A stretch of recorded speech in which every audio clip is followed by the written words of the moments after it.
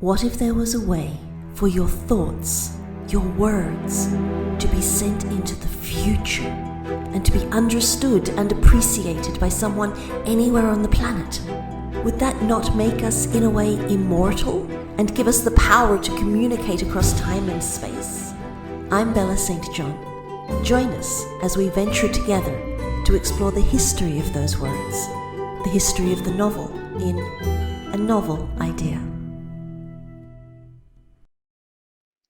Well, hello again. We are back for episode 3 of A Novel Idea. And this episode, we're going to be looking at epistolary novels. So I think I only actually learned that word about 10 years ago. Professor, what is an epistolary novel? It's a novel that instead of having a narrator who tells you the story in the third person, is told by one of the characters or several characters in an exchange of letters between them. And in a way, one purpose of this style is to emphasize how reliable the story is, because it is a witness to the action that narrates the action in the letter, and some of her or his friends answering this. Not always, but often they are an exchange of letters. Okay. And yeah. I think as well, something that's interesting is that if you have a narrator, it's almost like the reader is a voyeur. But if it's told in letters or journal entries, it's almost as though the author is writing to the reader. Right. Yeah, it's more direct, definitely, and you feel, depending how well it's done, but you feel like trusting a little bit more what's going on. And I must say that one of the oldest examples that inspired various authors is an actual exchange of letters between, I think in the 12th or 13th century, between Abelard and Héloïse. Abelard was a monk and a theologian, and a good theologian at that time. But he had a love relationship with Héloïse, who was one of the faithful in that church, and they fell in love with each other. And they exchange letters, and their letters exist, and people read them, and they are very beautiful, I must say. The story ended badly. We don't want to go because it's too cruel what happened, but these letters were a model of love letters. And it's not long, it's not one of these episodic novels of hundreds and hundreds of pages. It's just, I don't remember exactly, but must be 150 pages or something like that. And they were imitated in the 17th, 18th century. There were this kind of, even earlier, Boccaccio also wrote a little novella or novel, short novel, the letters of a woman who was in love and was abandoned, and she is narrating her sadness and how hurt she is. It's very, very beautiful. And later on, the famous letters of the Portuguese nun, which were still very, very popular when I was young, written, I think, in the 16th, 17th century. And people thought that they were actually written by this nun, who is not completely a nun, but she's she would become a nun when she falls in love with in Spain or Portugal. She is seduced by a French knight, and who abandons her. And the 5 letters are fantastic. It's just 5 letters. First her love, then her sadness, then how she becomes strong and stronger, and she is somebody, and she just despises this guy. It's really only much later, I think in the 20th century, some good philologists realized that it was written by a French man in the 17th century. It is a novel, okay? It's not like Abelard and Eloise. But when you read this, you are with her all the time, okay, with this nun. Yeah. Okay, so that raises an interesting question about what does it matter who the author is? Right. And not only, you ask a very important question, because when I was in school, as a teenager and at university, we talked about the author. We talked. When I was a little bit in my 30s, there was this wave. People say, "Oh, don't talk about author. We don't know who is the author. Talk about the narrator. Is the narrator." There is a narrator, but behind this narrator, there is this guy who invents the story and writes it. He's the author. Okay, so yes, who is the I think that the author is not necessarily in the book. He's just the author of the book. Okay, he's just the guy who built this book. Okay, like just you don't see the architect who does. The architect doesn't live in the house. He draw the house.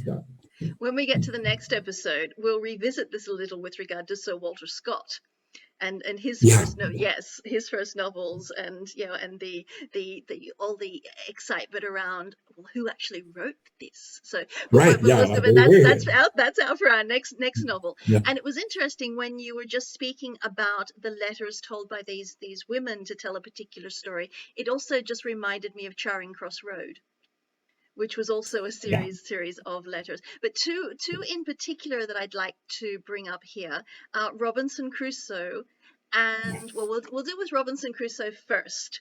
So again, a lot of people don't know that this was told as far as as letters and journal, etc. What was the importance of Robinson Crusoe as a novel, but particularly as an epistolary novel? Yeah, that's a very, very good question, because for someone to imagine the story of Robinson Crusoe shows how important, how it became, and how more and more important this idea of being an individual and being able to survive by oneself. Okay, completely. And if you want to write this story, and it's a certain historical context in which this is not an impossible adventure. It's a possible adventure. It's things that happen. People to be left alone on in a deserted or uninhabited island. It is the question for the author is, how can I make it believable? I cannot write it in the third person. I cannot say one day this, because he's alone. He is the only one who can testify about what happened. Okay? And he's just going into this. This testimony is about what happens outside and what happens inside himself. Okay? And also, what is very, very beautiful in this, when I was young, it impressed me immensely how he makes one friend. How is this possible? This friend with this, and that doesn't know the name of, and he gives him the name of the day, Friday. Okay, yeah, they're good. And how they, in this solitude, they need to cooperate. They need to cooperate and be together. And it is in a way, we cannot say that Defoe had read Heliodorus. I don't know. It doesn't matter. But in a way, he rediscovered this idea. In Heliodorus, we are all together, and here we are all, even if we are lonely, we cannot be completely alone. And it doesn't matter who is my father, who is my mother, who is your father, we are together, and we need to be friends to survive in this world. Yes. That's fantastic in this novel. Yes.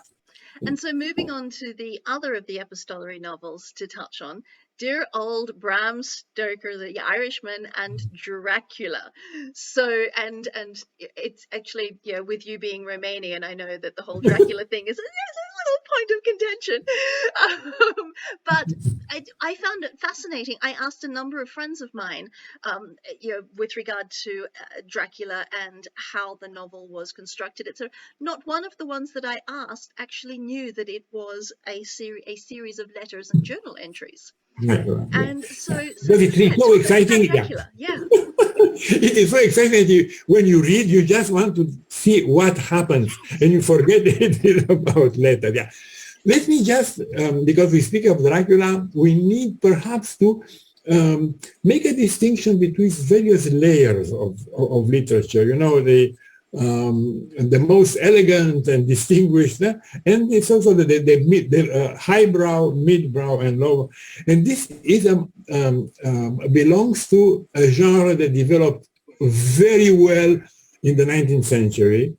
And I must say, some of the snobs despise this more popular novel, but I'm sorry to confess that I love them, okay? And I read a huge amount of this popular because they are for me and for people, and they don't want me just to admire how elegant the author is, but want me to have fun, okay? And in the case of Dracula, it's very well done. It's a popular novel, and it has to be, it's an epistolary novel because everything that happened is so implausible and so completely difficult. This epistolary style tries to make it a little bit more plausible. You know, there is somebody who tells you this story. It happened. It must have happened. Okay. By the way, in Romania, I visited. It's in Transylvania. Okay, so Transylvania. It's a different province than mine. I'm from Bucharest, but I visited the castle where. As have I. Yeah. I hope there will be no, nothing happened. There was no ghost. No. Oh, sorry. Yeah. Such a shame. Such a shame. Yeah.